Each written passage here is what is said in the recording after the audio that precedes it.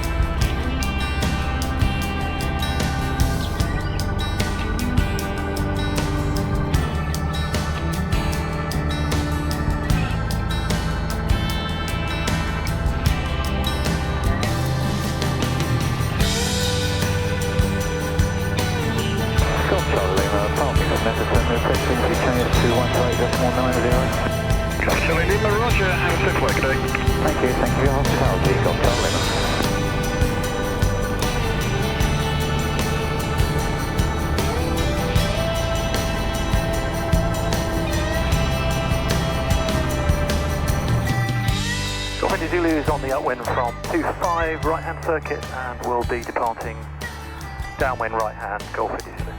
India Zulu, roger, thanks. 603, visibility 10 kilometers or more, broken. Bye-bye, Old Buckenham.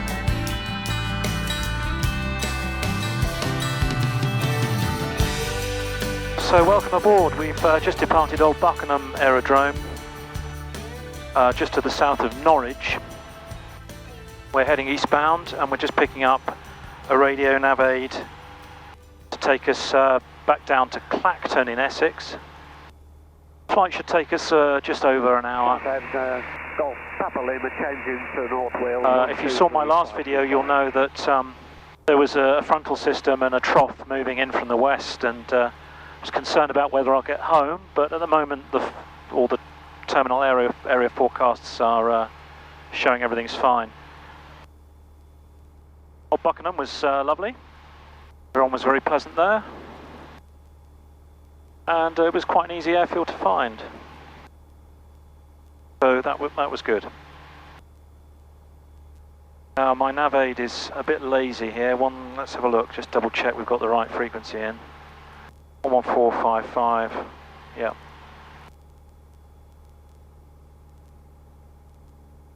It's showing me about 3 miles off course at a range of 40 miles according to the GPS.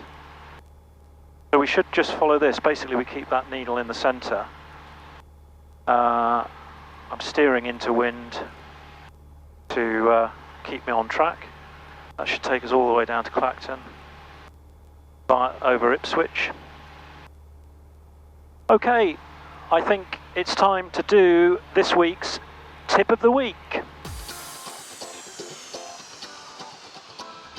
Now, I apologise that on my last video I didn't do a Tip of the Week, but I had to concentrate quite hard on the navigation and there wasn't enough capacity left to give you a Tip of the Week. So I'm sorry you missed one last week, but I'm going to do one off the top of my head here. I would assume most, if not all, pilots know this. But you may hear me talking and you may hear other pilots, they use these codes called the Q codes. And you may hear the term Q&H or QFE. And you normally hear those codes given in relation to altitudes or heights. So just to explain then what those codes mean. First of all, Q&H, and that's what I'm flying on at the moment, Q&H. Q&H means that if I've got Q&H set in my altimeter subscale, which is this one here, see as I turn it, the altimeter turns. If I'm set on Q&H at the moment, this will read altitude above mean sea level. And everything on the map is shown in altitude above mean sea level. So if you're flying cross country and you want to avoid colliding with a big mast, you need to fly QNH. That's what QNH is. So what's QFE? Well, QFE is a similar sort of theory. You set QFE in your subscale here on the altimeter, and that means that the altimeter will now read height above ground, and that's reference to the aerodrome or strip that you're landing to. So when I go to Biggin Hill, because Biggin Hill is 600 feet above sea level, they'll give me a QFE, which will mean that when I land, my altimeter will read 0 or thereabouts. So that is the difference between QNH and QFE. I hope you enjoyed that tip of the week. Perhaps not a particularly exciting one. If you have any tips that you'd like to share with my viewers, then get in touch, comment on my YouTube channel through Facebook or my website. And I'll be happy to consider including them in future films.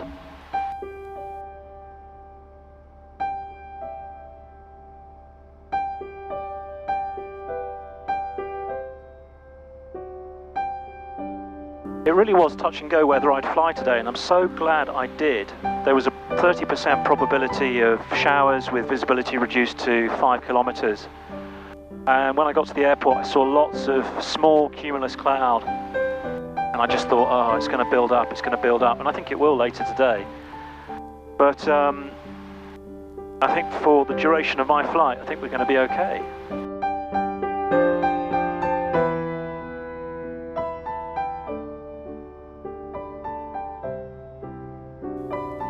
Got rain now coming up on the dashboard.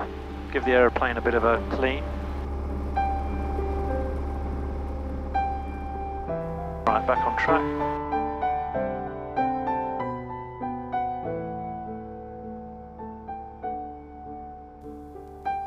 Oh, just going to stretch my legs. Got little bugs that I picked up at Old Buckenham that have come along for the ride. Oh, my legs hurt.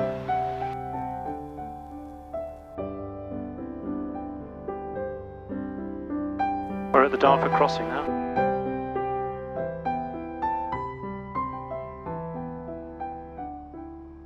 Golf India Zulu, report your range now. Range 5.5 miles, build inside, Golf India Zulu. India Zulu, Roger, would you like a left base join from there? That would be great, please. Thank you, Golf India Zulu.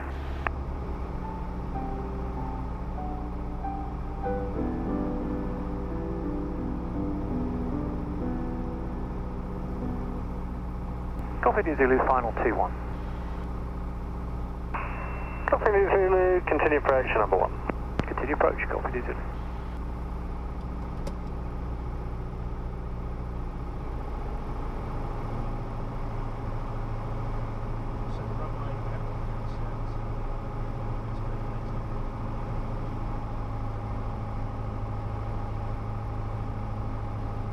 Golf India Zulu, runway 21, clear to land, surface wind right and variable. Clear to land 2-1, Golf India Zulu. 7 Romeo November, I have your clearance when you're ready to go. Ready to copy, November 97 November 97 Romeo November, hold at Hotel 1, after departure right turn on the Brooklyn Park 2 departure. Climb to altitude 2,400 feet, squawk 4455. Hold at Hotel 1, right turn after departure on the Brooklyn Park 2 departure, climb 2,400 feet, squawk 4455, November 97 Romeo November. 7 Romeo November, that's correct, triple ready. Go, taxi, November 97 Romeo November.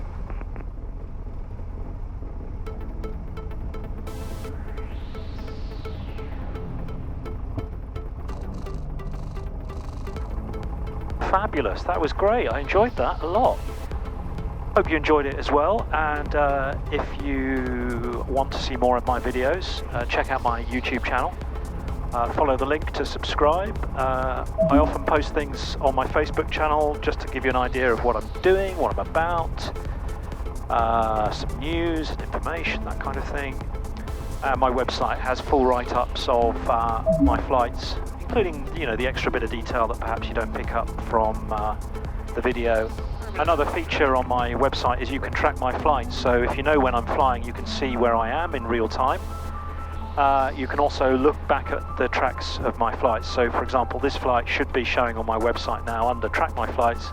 Pick the flight on the 22nd of May, and you should be able to see the outbound and return legs. That's the 22nd of May 2016. So thanks again for your support, for subscribing, and I hope to see you back in the cockpit very soon. Bye for now.